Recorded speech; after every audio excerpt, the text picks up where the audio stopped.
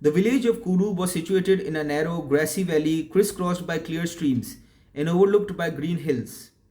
It consisted of no more than a few hundred people who lived in huts, which were beehive shaped structures of mud walls, with a wooden pole in the center holding up a peaked grass roof. The floor was made of crushed ant heap, the hard dome of excavated earth above an ant colony, and was kept smooth by smearing it regularly with fresh cow dung. The smoke from the hearth escaped through the roof, and the only opening was a low doorway one had to stoop to walk through. The huts were generally grouped in a residential area that was some distance away from the maize fields. There were no roads, only paths through the grass worn away by barefooted boys and women. The women and children of the village wore blankets dyed in ochre. Only the few Christians in the village wore Western style clothing. Cattle, sheep, goats, and horses grazed together in common pastures. The land around Kunu was mostly treeless, except for a cluster of poplars on a hill overlooking the village. The land itself was owned by the state. With very few exceptions, Africans at that time did not enjoy private title to land in South Africa, but were tenants paying rent annually to the government. In the area, there were two small primary schools, a general store, and a dipping tank to rid the cattle of ticks and diseases. Maize, what we call mealies and people in the West call corn, sorghum, beans, and pumpkins, form the largest portion of our diet. Not because of any inherent preference for these foods, but because the people could not afford anything richer. The wealthier families in our village supplemented their diets with tea, coffee, and sugar. But for most people in Kunu, these were exotic luxuries far beyond their means. The water used for farming, cooking, and washing had to be fetched in buckets from streams and springs. This was women's work, and indeed, Kunu was a village of women and children. Most of the men spent the greater part of the year working on remote farms or in the mines along the reef, the great ridge of gold bearing rock and shale that forms the southern boundary of Johannesburg.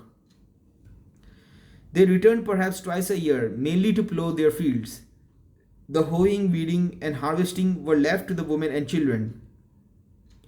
Few, if any, of the people in the village knew how to read or write, and the concept of education was still a foreign one to many.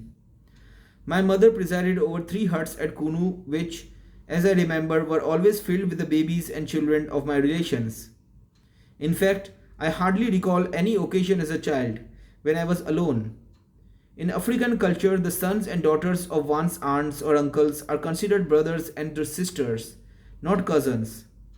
We do not make the same distinctions among relations practiced by whites. We have no half brothers or half sisters. My mother's sister is my mother. My uncle's son is my brother. My brother's child is my son, my daughter. Of my mother's 3 huts, one was used for cooking, one for sleeping, and one for storage. In the hut in which we slept, there was no furniture in the Western sense. We slept on mats and sat on the ground. I did not discover pillows until I went to Kanesvini.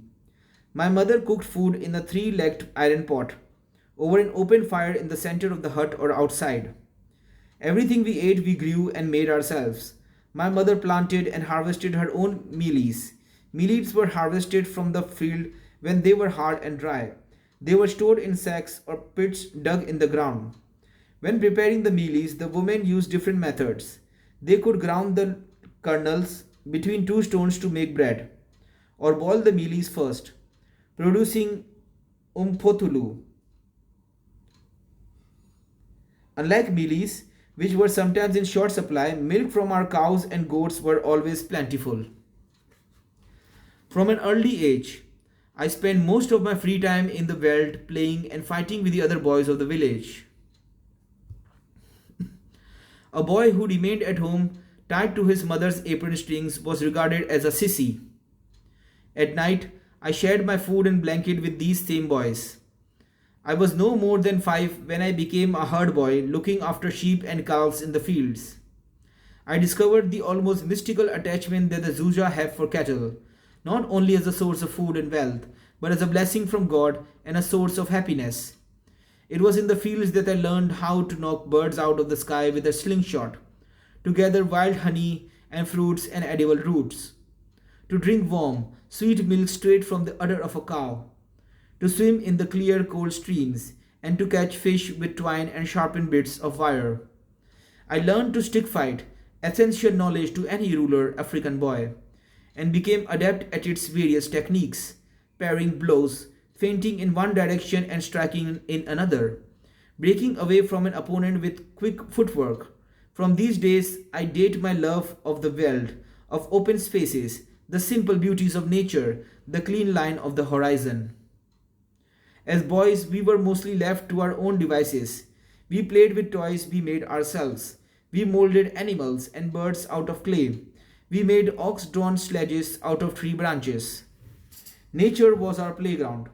The hills above Kunu were dotted with large smooth rocks, which we transformed into our own roller coaster. We sat on flat stones and slid down the face of the large rocks. We did this until our backsides were so sore we could hardly sit down. I learned to ride by sitting atop weaned calves after being thrown to the ground several times. One got the hang of it. I learned my lesson one day from an unruly donkey. We had been taking turns climbing up and down its back, and when my chance came, I jumped on and the donkey bolted into a nearby thorn bush. It bent its head trying to unseat me, which it did, but not before the thorns had pricked and scratched my face, embarrassing me in front of my friends. Like the people of the East, Africans have a highly developed sense of dignity, or what the Chinese call face. I had lost face among my friends, even though it was a donkey that unseated me. I learned that to humiliate another person is to make him suffer an unnecessarily cruel fate. Even as a boy, I defeated my opponents without dishonoring them. Usually the boys played among themselves, but we sometimes allowed our sisters to join us. Boys and girls would play games like Nizize, hide and seek, and Ichikwa, tag. But the game I most enjoyed playing with the girls was what we called Ketha, or choose the one you like. This was not so much an organized game, but a spur of the moment sport that took place when we accosted a group of girls our own age and demanded that each select the boy she loved. Our rules dictated that the girl's choice be respected, and once she had chosen her favorite, she was free to continue on her journey escorted by the lucky boy she loved. But the girls were nimble-witted, far cleverer than we doltish lads, and would often confer among themselves and choose one boy, usually the plainest fellow, and then tease him all the way home. The most popular game for boys was Thinti, and like most boys' games, it was a youthful approximation of war. Two sticks, used as targets, would be driven firmly into the ground in an upright position about 100 feet apart. The goal of the game was for each team to hurl sticks at the opposing target and knock it down. We each defended our own target and attempted to prevent the other side from retrieving the sticks that had been thrown over. As we grew older, we organized matches against boys from neighboring villages, and those who distinguished themselves in these fraternal battles were greatly admired, as generals who achieve great victories in war are justly celebrated. After games such as these, I would return to my mother's kraal where she was preparing supper. Whereas my father once told stories of historic battles and heroic Zuja warriors, my mother would enchant us with Zuja legends and fables that had come down from numberless generations. These tales stimulated my childish imagination and usually contained some moral lesson. I recall one my mother told us about a traveler who was approached by an old woman with terrible cataracts in her eyes. The woman asked the traveler for help, and the man averted his eyes. Then another man came along and was approached by the old woman. She asked him to clean her eyes. And even though he found the task unpleasant, he did as she asked. Then, miraculously, the scales fell from the old woman's eyes and she became young and beautiful. The man married her and became wealthy and prosperous. It is a simple tale, but its message is an enduring one. Virtue and generosity will be rewarded in ways that one cannot know. Like all Zusa children, I acquired knowledge mainly through observation. We were meant to learn through imitation and emulation, not through questions. When I first visited the homes of whites, I was often dumbfounded by the number and nature of questions that children asked their parents, and their parents' unfailing willingness to answer them. In my household, questions were considered a nuisance. Adults imparted such information as they considered necessary. My life and that of most Zusas at that time was shaped by custom, ritual, and taboo. This was the alpha and omega of our existence and went unquestioned. Men followed the path laid out for them by their fathers. Women led the same lives as their mothers had before them, without being told. I soon assimilated the elaborate rules that govern the relations between man and woman. I discovered that a man may not enter a house where a woman has recently given birth, and that a newly married woman would not enter the kraal of her new home without elaborate ceremony. I also learned that to neglect one's ancestors would bring ill fortune and failure in life. If you dishonored your ancestors in some way, the only way to atone for that lapse was to consult a traditional hero or tribal elder, who communicated with the ancestors and conveyed profound apologies. All of these beliefs were perfectly natural to me. I came across few whites as a boy at Kuno. The local magistrate, of course, was white, as was the nearest shopkeeper. Occasionally, white travelers or policemen passed through our area. These whites appeared as grand as gods to me, and I was aware that they were to be treated with a mixture of fear and respect. But their role in my life was a distant one, and I thought little, if at all, about the white man in general, or relations between my own people and these curious and remote figures. The only rivalry between different clans or tribes in our small world at Kunu was that between the Zozas and the Emermithingu, a small number of whom lived in our village. Mfengo arrived on the Eastern Cape after fleeing from Shaka Zulu's armies in a period known as the Imfikanine. The great wave of battles and migrations between 1820 and 1840 set in motion by the rise of Shaka and the Zulu state, during which the Zulu warriors sought to conquer and then unite all the tribes under military rule. The Mfengo, who were not originally Zusa speakers, were refugees from the Fikine and were forced to do jobs that no other African would do. They worked on white farms and in white businesses, something that was looked down upon by the more established Zusa tribes.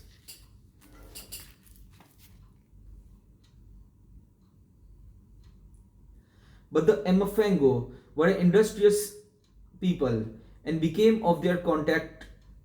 of their contact with Europeans, they were often more educated and Western than other Africans. When I was a boy, the Mfengo were the most advanced section of the community and furnished our clergymen, policemen, teachers, clerks, and interpreters. They were also among the first to become Christians, to build better houses, and to use scientific methods of agriculture, and they were wealthier than their Zusa compatriots. They confirmed the missionaries' axiom that to be Christian was to be civilized, and to be civilized was to be Christian.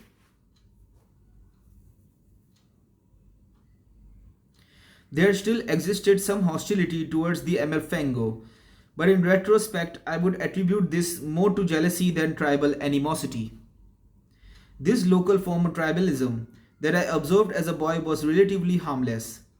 At that stage, I did not witness nor even suspect the violent tribal rivalries that would subsequently be promoted by the white rulers of South Africa.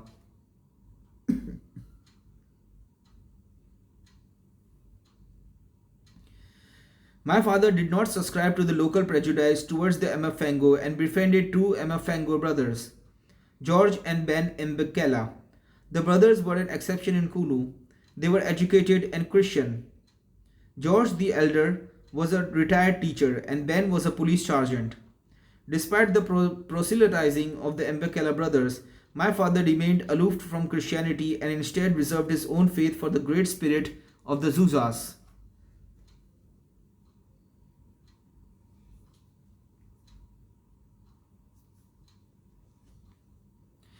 Kamata, the god of his fathers. My father was an unofficial priest and presided over ritual slaughtering of goats and calves and officiated at local traditional rites concerning planting, harvest, birth, marriage, initiation ceremonies, and funerals. He did not need to be ordained, for the traditional religion of the Zuja is characterized by a cosmic wholeness, so that there is little distinction between the sacred and the secular, between the natural and the supernatural.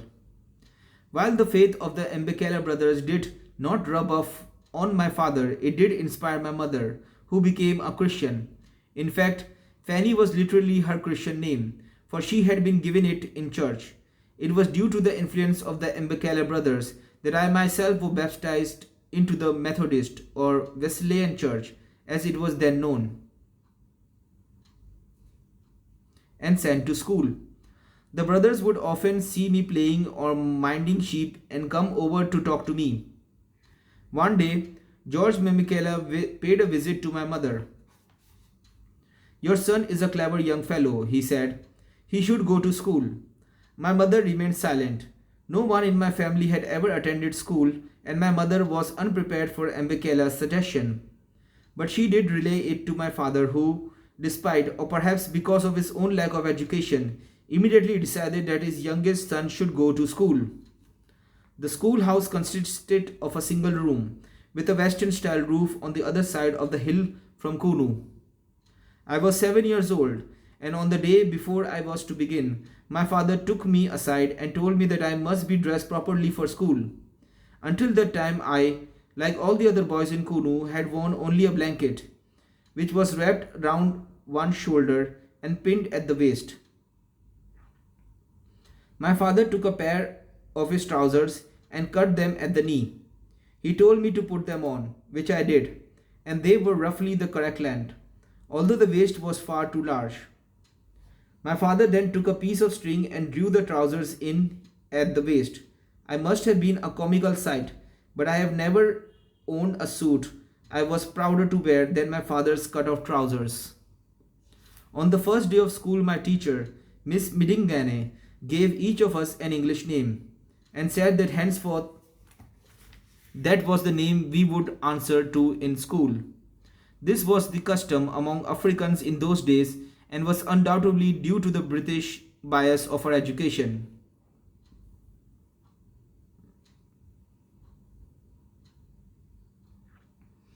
The education I received was a British education in which British ideas, British culture, and British institutions were automatically assumed to be superior. There was no such thing as African culture. Africans of my generation and even today generally have both a Western and an African name. Whites were either unable or unwilling to pronounce an African name and considered it uncivilized to have one. That day, Miss Mittinge told me that my new name was Nelson. Why she bestowed this particular name upon me, I have no idea. Perhaps it had something to do with the great British sea captain Lord Nelson, but that would be only a guess.